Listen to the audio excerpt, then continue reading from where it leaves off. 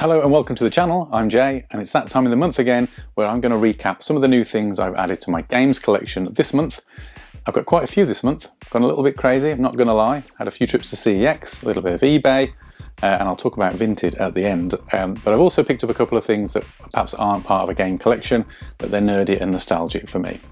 So let's not waste any more time and let's get into the new items.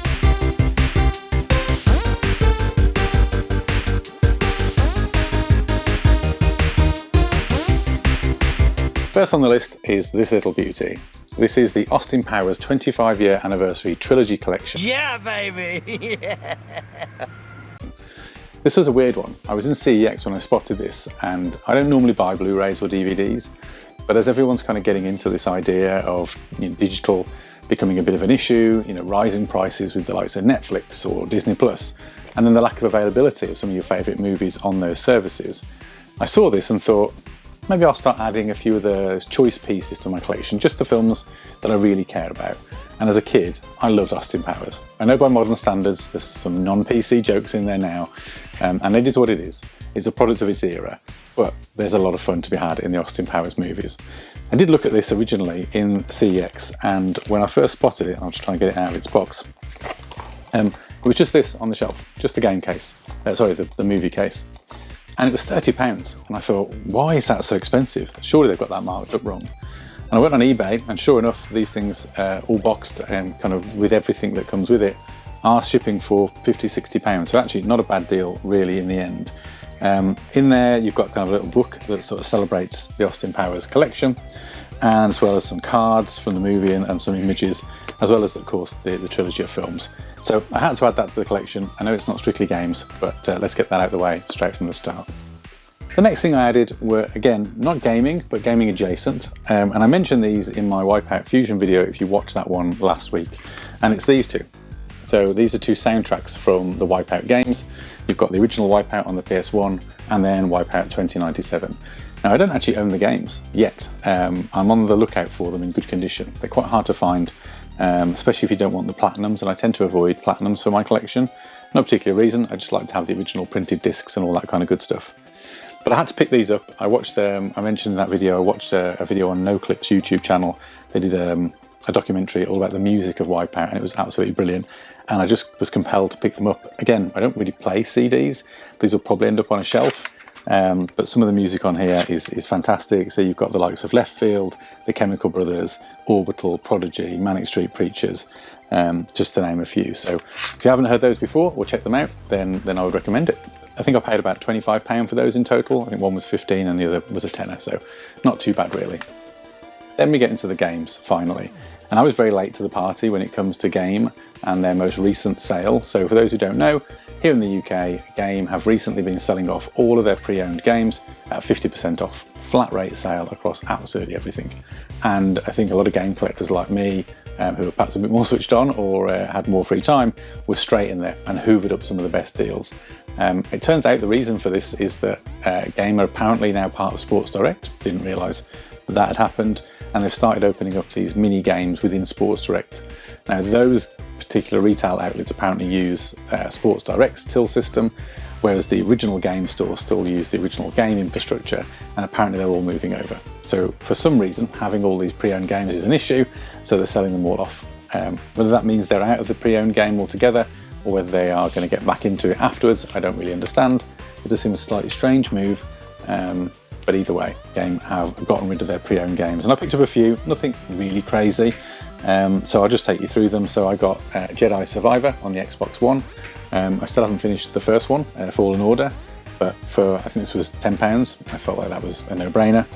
I picked up the Wonderful 101 remaster on the PS4. I do own the original Wii U release. I think I paid £5 for that, and then just added to the collection, Just Cause 4 was a grand total of £2.50. So I thought, can't go wrong with a little bit of crazy open world explosive behaviour. So those are my game pickups. Not the most compelling, unfortunately, but it was what was left in the particular store that I went to.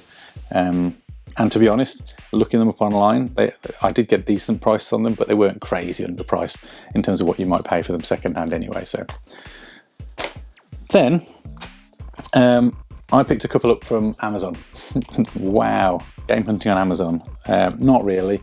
Now the first one I'll mention was Evil Genius 2 on the PS5. I really loved the first Evil Genius back on PC, back in the day. It's been a long time since I've played it. And I knew this had been released on PC and on PS5. I saw it in the game sale. It wasn't on the pre-owned sale, but it was just in a sale they had on, and I nearly picked it up for I think about £12.50. But then I went on Amazon just to double check the price before I did it, and it was £7.25. So I thought, do you know what, brand new PS5 game, I know I'll have fun with this at some point when I get round to playing it. Maybe it will be a good one for the PlayStation Portal as well. So I'll pick that up. And then for those who watch the channel, you'll know that I'm a Metal Gear Solid fan. Metal Gear Solid Delta, the remake of Snake Eater, had some new release footage, and I got a little bit into it, and I decided to go back and pick up the Metal Gear Solid 1 HD Master Collection. So this is the first of what I think is going to be a two-part collection. The second one is supposed to contain, apparently, a port of Metal Gear Solid 4, finally, from the PS3 onto modern consoles. So we'll see if that ever comes to fruition. But this is volume 1. Two reasons I picked it up. One, I'm a Metal Gear Solid fan, and if you haven't seen before, I've got a collection in front of me here that spans a wall. I can show you that another time if you'd like to see it. Let me know in the comments. But also, I had the urge to play Metal Gear Solid 2. And I thought, actually, I could go back and play it on the PS2. Of course, I own it on the PS2. But it might be nice to play that with some modern comforts on the big TV with a little bit of a HD polish. So I'm going to give that a little go at some point in the future.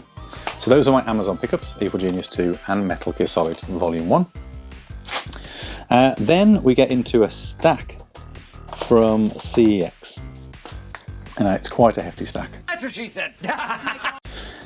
So none of these, with the exception of, well, I'll start with the last one, shall we, which was the pricier one. So I'd never played this particular series before.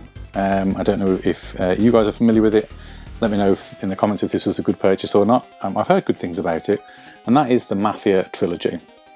Now this contains all 3 games, the definitive edition of each of them, and it's all in this kind of nice little box here with like the inserts and the little slide tray and whatever else. The outside sleeves seen better days. It's not in absolute best condition, but I paid £25 for it at CEX, which I thought was a reasonably good price. And again, I've heard they hold up really well visually, and I thought, being the definitive edition of the games, that was a good pickup. So let me know down in the comments if I've spent poorly there, or whether that's a good one. I'd love to hear your thoughts on the Mafia Trilogy.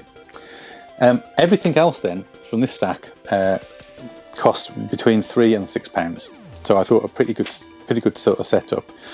So I'll start at the back, and I've got 2 Wii games here, and that is Resident Evil: The Umbrella Chronicles and Resident Evil: The Dark Side Chronicles. So both Wii Resident Evil titles. Now, I don't know how good these are. Probably not that great, I imagine. But both of them should support, I believe, the gun attachment, which I showed on my channel, a couple of months back now when we did the House of the Dead Wii title. So I thought they could be good fun to play them and give them a try. I do like anything Resident Evil anyway. I've got a bit of a Resident Evil collection going on in terms of the various titles across the consoles, back to the PS1. And I'll be adding these 2 to that. So pretty happy with those. And each of those were a grand total of £3.50 each. Then I picked up an original Xbox title. I don't have many original Xbox games because it wasn't a console that back in the day I particularly owned. What did you say? I've kind of grown to play it and love it and enjoy it over the years. I did play it back in the day at a friend's house, really only Halo and sort of Project Gotham. But this particular series, Ninja Gaiden, completely escaped me. Now I appreciate that it had released on the 360, and I am going to try and pick up one of those in the future. But I thought I'd start right back at the origins of it, if you like, on the Xbox, and I know that it was a really popular title. So picked that up for, that was £3.50 as well, so pretty happy with that. Then I also picked up the original Fable on the Xbox, so that was my other original Xbox pickup. Again, never played this one. I picked up my Fable journey with Fable 2 and then Fable 3 on the 360. Thoroughly loved those games, so thought why not add the original Fable to the collection. And then the last one, which I know is not the best, this one cost £6.50, and that is a PS2 title. It's Devil May Cry 2. Now Devil May Cry 2 was kind of I don't know, the black sheep of the family, shunned a little bit by the community. I know it wasn't the most popular of the Devil May Cry series. 1 was obviously hugely popular. This thing came out, I bought it at release. I remember reading the reviews at the time. It fared averagely, it was like 7s from memory.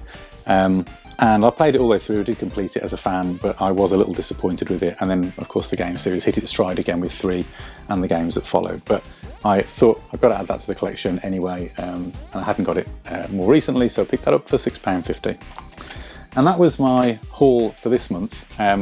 Pretty happy with it. It's not huge. I'm not trying to buy loads all the time. I try and pick these things up when I get a chance to dip into a CEX. I try and pick them up, you know, on eBay and places like that, although I'm trying to avoid that because you always pay the inflated prices.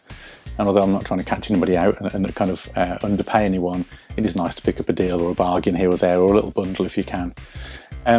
Next month, I'm going to have quite a few games again, maybe more I think than this stack, because I've found my way into Vinted.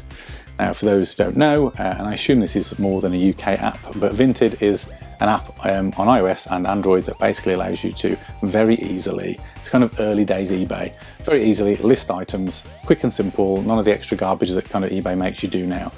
And from a seller's perspective, my understanding at least is that it's a pretty good place to sell because it's very easy to understand what you're listing an item for and what you're going to get. Now, if you've ever used eBay before, you'll know that there's always those hidden fees, and you know, you'll sell it for £25, but by the time you get your cut, it might be more like 20. With Vinted, it's a bit of a flip of that. So Vinted, you list it for a price and that's the price you get. And then as the buyer, they see that price and then they have to add on the extras. So they add on Vinted's kind of buyer protection, which is usually a small percentage, you know, £1 or £2. And then of course postage, which is whatever the seller has advertised that for, whatever facility they're allowing to buy through that. But what I really like as a buyer, and I found really useful, so if you're kind of game hunting yourselves, check this out, is that when you find a game that you like, if that seller has also got other games listed, or anything listed for that matter, you can go through and create a bundle and then make an offer on that bundle. So what I've done, and I've got quite a few of them kind of on the way, but they won't be here and ready until next month's update, is I've been buying bundles from people. So I will find a game that I really like the idea of, and then I'll go through whatever else they've got, and if there's some reasonably priced stuff that I don't already have, I'm just adding it to the bundle and then kind of making them an offer on that bundle, which is normally sort of between 10 and 20% less than it was originally all listed for. And of course, it's up to the seller whether they accept that. And I've had some good back and forths and some really, you know, nice engagements actually with people on the platform, and I've bought quite a bit of stuff. So I'll have plenty to show next month, and again, a real variety of retro right through to kind of more modern games, as I'm starting to just add to the collection now, a little bit willy-nilly. I've taken the philosophy that I originally took, which was to buy what I used to play and I had fond memories of, and as I've now sort of just looking to expand my collection, I'm just buying things that I like the idea of. So, you know, cool box art, a game that had a good rep that I didn't play perhaps, that might get added to the collection. I'm trying to avoid the absolute trash. I'm not just trying to fill a wall for the sake of it, although that will probably be where I end up, let's be very honest. But at the moment, I'm trying to buy the things that I either didn't play, but that had good reputations, series that I just missed back in the day, or titles that I just think will look really cool. I do love a limited edition, so if I can pick up a collector's box, I'll try and do that as well. So that's my update for this month. I'm really happy with the pieces that I've got, a bit of variety there for you, and more to come next month. I do want to start hitting some proper game stores, so if you're in the UK and you know of any game stores that you think are particularly good, I am thinking of kind of maybe creating a bit of a list and then maybe doing a bit of a tour and trying to go to a few, you know, within a few days of each other. So, you know, really make a worthwhile trip of it. And if you want me to, I'll film that, and I'm happy to share kind of those explorations. Game hunting for me is not quite like it is for some other YouTubers who have that kind of opportunity to go out and do a bit more of it. I do struggle to kind of get to the free time to go to the shops and to properly go and peruse, you know, charity shops or multiple CEXs or all these unique game stores. But I do want to, and I am going to carve some time out to do that. So if you've got recommendations, let me know in the comments. So that's it for this video. I hope you enjoyed it. All the usual stuff, please subscribe, you know, share with your friends, let people know that I'm here if you like the content that I create, because it will really help me to achieve my goal this year, which, if you didn't know, is to try and hit 500 subs by the end of the year. It's a slow journey. I'm kind of getting there, but I'm not quite on track. So any help that you can provide would be great. And let me know in the comments if you've got any feedback. If you played these games and you've got fond memories, I'd love to hear them. Like I said, some of them I've never played. And if there's anything that I should be on the lookout for, then let me know as well. Until next time, I'll see you in the next video.